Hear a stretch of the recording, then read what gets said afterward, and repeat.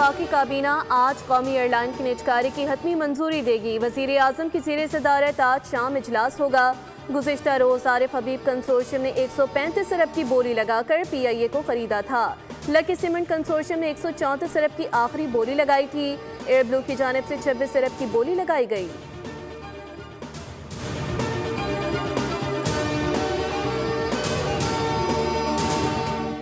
इस साल कोई भी प्राइवेट हाजी हज से महरूम नहीं रहेगा। प्राइवेट हज ऑपरेटर्स ने डेडलाइन से कबल तमाम आज़मीन की बुकिंग करा दी।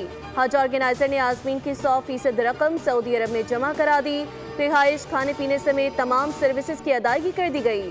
गुज़िश्ता साल रुकूम मुंतकिल न होने से 63,000 आज़मीन हज से महरूम रह गए थे।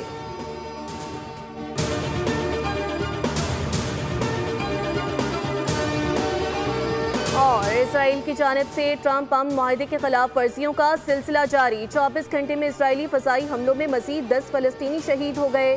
फ़लस्तीनी खबर एजेंसी के मुताबिक खान यूनिस में 4 जबकि गजा शहर में 6 अफराद जान से गए। 10 अक्टूबर की जंगबंदी के बाद से अब तक 400 से ज़ायद फ़लस्तीनी शहीद किए जा चुके। 16,000 से ज़ायद मरीज बैरून मुल्क इलाज के मुंतज़िर।